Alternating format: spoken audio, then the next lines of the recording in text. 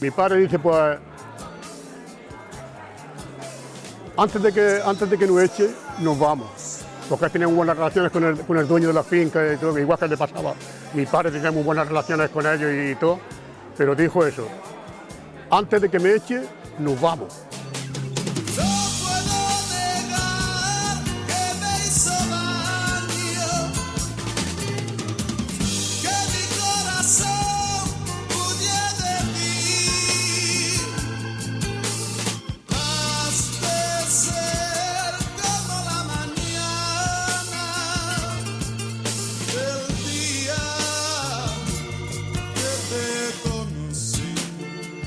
Te aconsejo que te leas Viaje a la escuela de Luis Bello, del diario El Sol. Decía que aunque se oyera cantar a las muchachas cuando iban a la fuente a por agua, pronto se advertía que era un pueblo con amo, que era un pueblo con dueño, y que las casas no crecían, o que el trazado urbano no crecía, o que la gente se tenía que hacinar en las viviendas porque el amo no quería que se construyera más, no quería que se salieran de lo estrictamente ya hecho en ese momento.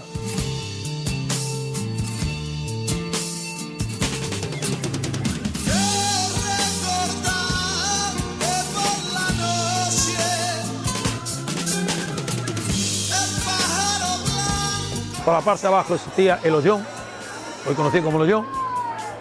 Subíamos el camino, entrando a la calle central, era una calle, hacía una L, entrando a la derecha, había unas 4 o 5 casas y el resto de las casas, en el cual al final de la calle a la derecha vivía mi abuelo. El Vito antes de llegar al Ollón, el Cobarrón, la cañada donde mis tíos y mi abuelo con las reses, llámese cabra, llámese la oveja, pues le traían la leche e iban unos señores de aquí de Jaén a por la leche.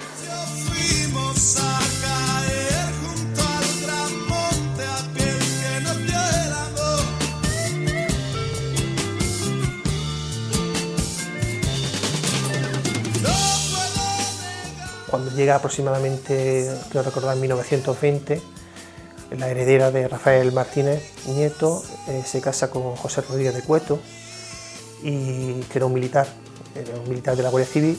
En ese momento este hombre es quien empieza a gestionar las tierras de Santa Cristina, de Otiña.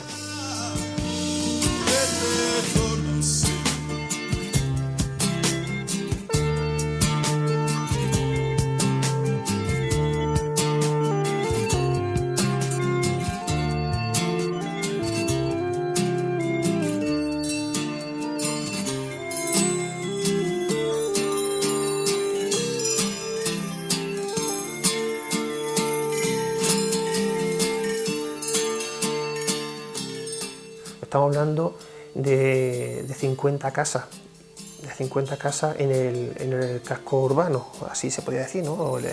En la aldea de Santa Cristina, pero luego la presión humana era bastante más grande y se desbordaba, la gente tenía que irse a vivir a las chozas, como le decían, ¿no? Entonces había mucha gente, un número grande de la población de Otiña que vivía en chozas, con techo de paja y paredes en piedra seca, y vivían pues prácticamente hacinados con sus animales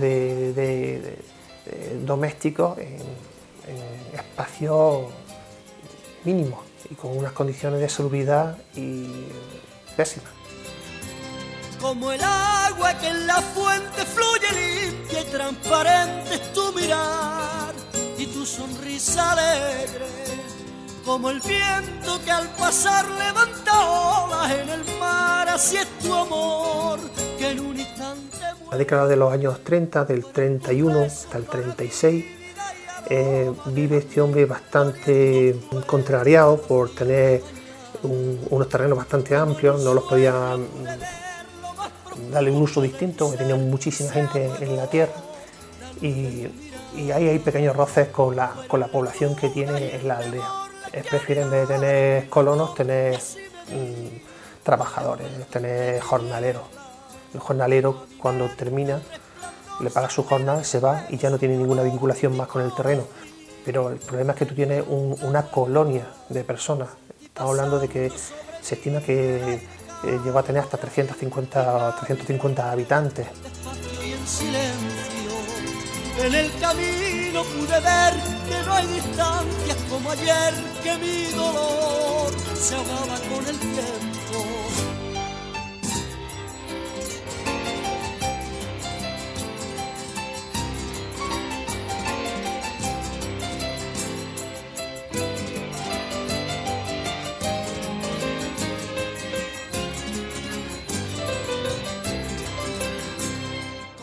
Tras el alzamiento militar del año 36, que secunda José Rodríguez de Cueto, el último amo de Otiña antes de su despoblación, y al no seguir la población el alzamiento como represalia, cuando gana el Frente Nacional la Guerra Civil, pues le exige José Rodríguez de Cueto a sus colonos que le paguen los atrasos, o sea, los alquileres, los arriendos y los atrasos que habían tenido sin pagar durante los años de guerra, porque se había colectivizado la tierra y se habían creado unas colectivas y la administraba la República, con ese dinero, con ese excedente que se generaba allí, pues se usaba para sufragar los gastos en el frente.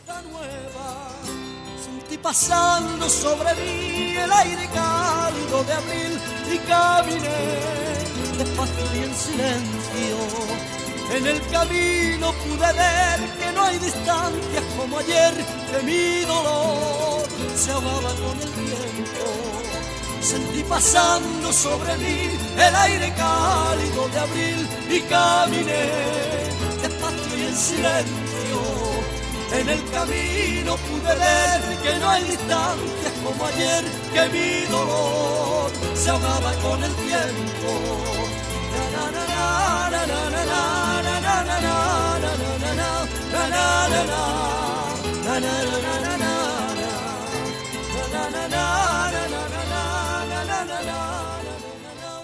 El 39 vuelve, acuartela el ejército durante 2 meses en Santa Cristina, termina de doblegar a la población campesina, los desarma, les quitan todas las armas que tenían en las casas. Tú imagínate que había un componente bastante grande para subsistencia, que era la caza, ¿no? Entonces les quitan a todos tenían armas, pues se las quitan a todos, evitar que hubiera algún tipo de problema, y pues les exige que le paguen los alquileres, los arriendos, más los intereses, más los atrasos.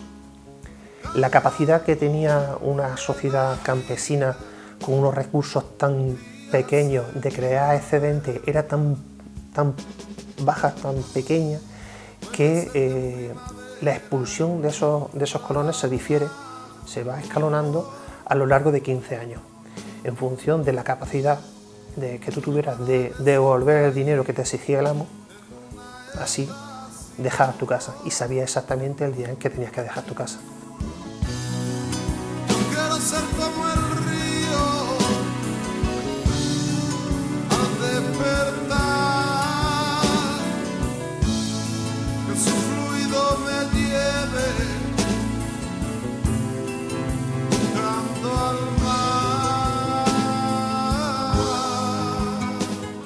Finales de los años 50, primeros de los años 60, ya quedaban muy pocas familias de colonos, porque los pocos que quedaban no se les ofrecía trabajo para forzarlos a que se fueran del todo. Les recogieron las tierras, se quedaron sin ningún medio de vida, se prohibió el pastoreo, no podían sacar su ganado, solo se unificó toda la ganadería en un solo rebaño que era del amo. Se unificaron todas las tierras en un solo latifundio, ya dejó de ser una colonia, ya dejó de ser una población, ya fue una hacienda, pasó de población a hacienda, de colonia a latifundio. por los caminos distintos que vienen del más allá. Pero el sol de la mañana me despertó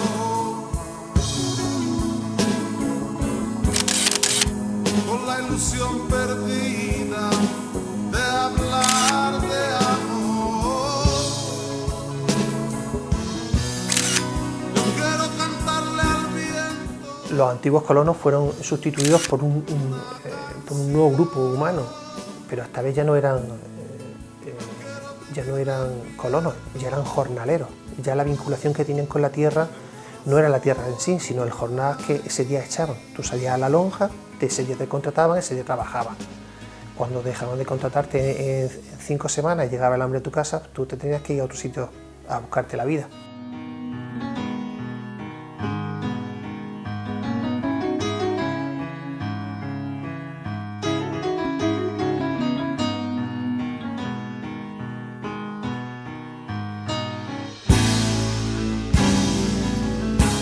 Empezaríamos a venir sobre el año en el 58 y luego sucesivamente veníamos de la Recolección, estuvimos viniendo pues mínimo 15 años. Sí recuerdo que Utiña estaba muy bien preparado, era un pueblo, prácticamente un pueblo. Recuerdo que tenía, le decían el Ecolomato, tenía como hoy en día un pequeño supermercado. Recuerdo que estaba muy bien equipado de tractores y máquinas. En esos recuerdos yo de joven ya, te puedo hablar de 12 o hasta 14 años, pues ya allí se ordeñaba a máquinas las vacas. Recuerdo cómo limpiaban toda la zona aquella de las vacas con tractores, palas, luego lo recogían y lo que era los excrementos de los animales. Eso es lo que tengo muy grabado porque me llamaba la atención, ¿no? Lo echaba como en una torba, lo echaban a los remorques de unos tractores y así servían como abono para el olivar.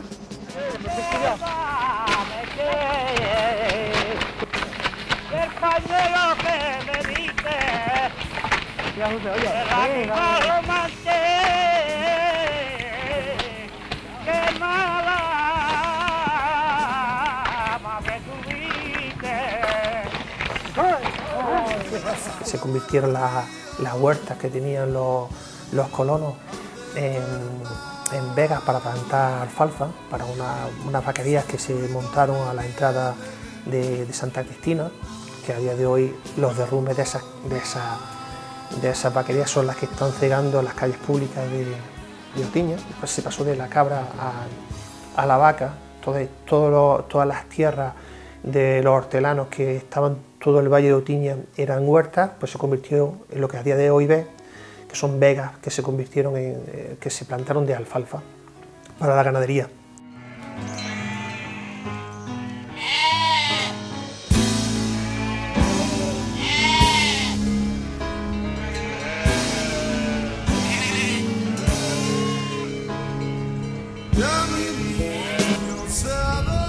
Muchos de ahí no lo echaron.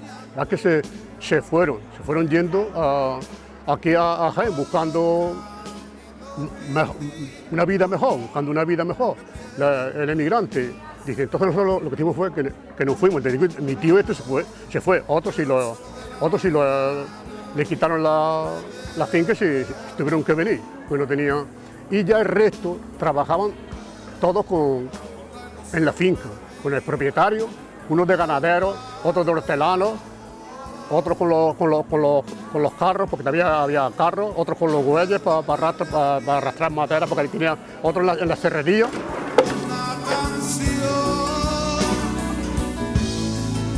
Quiero vivir despierto, de corazón ahí.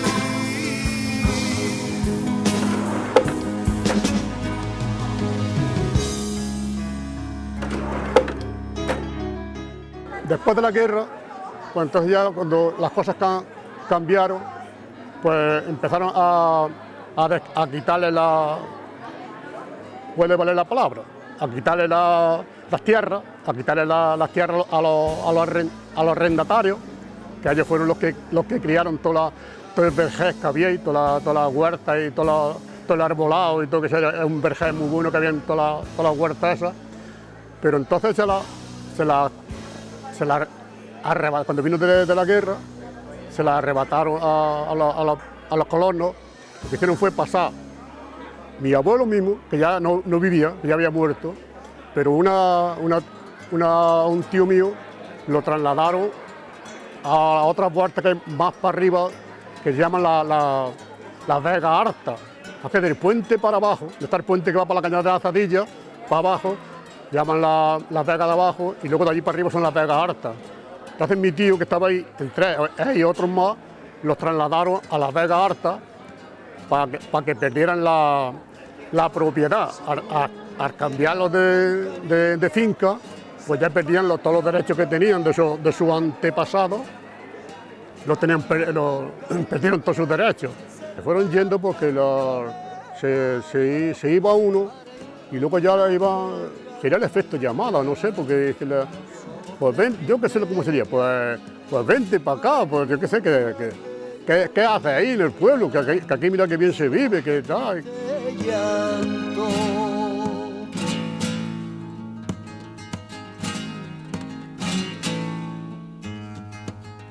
Si yo pudiera, chiquilla, hacerte un nido muy blando, si yo pudiera, chiquilla... La mayoría eran labradores campesinos, donde había allí le decían al señorito Enrique, porque en aquellos tiempos se llegaba ordeno y mando, esto para mí, esto para allí. Entonces había un miedo a ese personaje y el resto de los que de allí de alguna manera cultivaban y trabajaban esas tierras, pues estaban trabajando por el señorito Enrique. Eso olivar, esa labranza, eso, el trigo, o sea, todo lo que es el campo era única y exclusivamente destinada al señorito Enrique, asustados todos. Con el corazón y el labio tejer alfombras de nubes y extenderla a tu paso, tejer alfombras de nubes y extenderla a tu... Yo era joven, ¿no? Contacto directo con dueños no teníamos tampoco. El trato recuerdo yo de trabajar. Yo empecé a trabajar allí, recuerdo eso.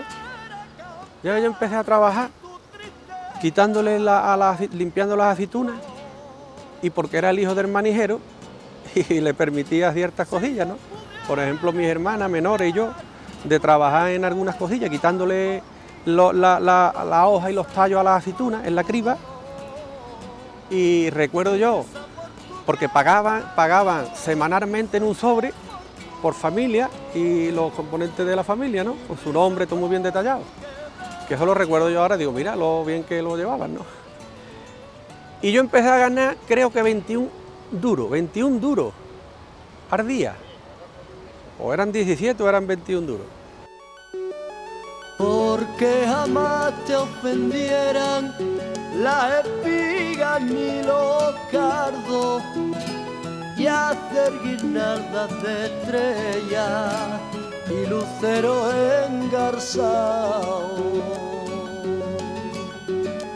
Porque la luz fuera siempre escudo alegre en tus manos, para que nunca la sombra de antaño, antes, el pueblo vivía, la gente tenía toda su huerta, la oliva, los ganados, entre ellos mi padre que tenía un rebaño de ganado, pero lo llevábamos nosotros, los hijos. Él estaba de encargado del ganado ahí con el jefe, con don José Rodríguez de Cueto. Estaba mi padre de encargado con el ganado. Y de hecho yo también estuve un tiempo, estando muy niño, que no tendría más de 10 años, estuve un tiempo trabajando también, iba yo de ayudante con mi padre, para el ganado, de niño iba con el ganado, que mi padre cobraba 9 pesetas y yo me daban 3 pesetas diarias, 3 pesetas diarias y mi padre 9 en aquella fecha. Sería en el año 40 o algo de eso, 40, 41, por ahí sobre esa fecha es cuando estuve yo trabajando ahí, pero se dedicaban unos con el ganado de los dueños que tenían cabras y ovejas, y vacas, y uno estaba mi suegro estaba en la vaquería, mi suegro, y mi padre estaba de encargado con el ganado.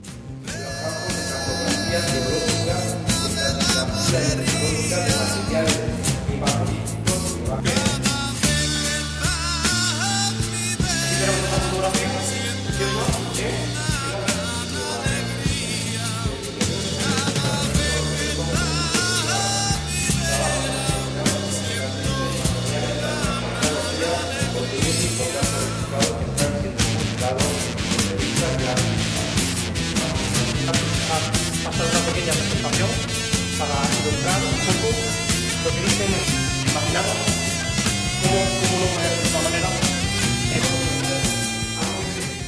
Allí, si yo mal no recuerdo, pues existían los Roldán, los Soler, los Matas, los Sabriegos, los Sutí, los Roldán, o sea, un largo etcétera de familias.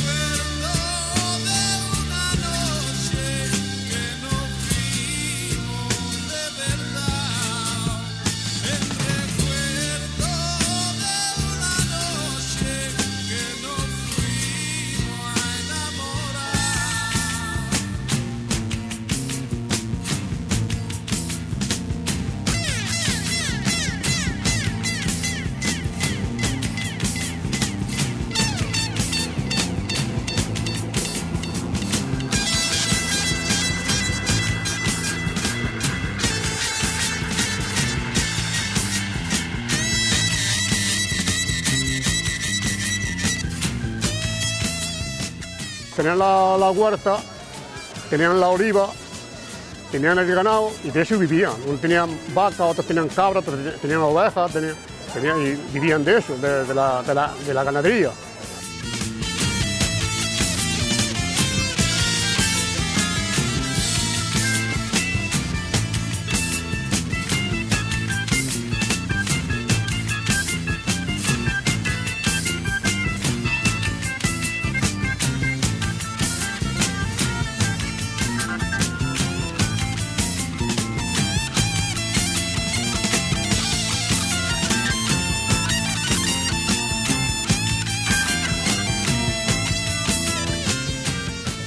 Te das cuenta de que la gente vivía una ficción de libertad, vivía siempre bajo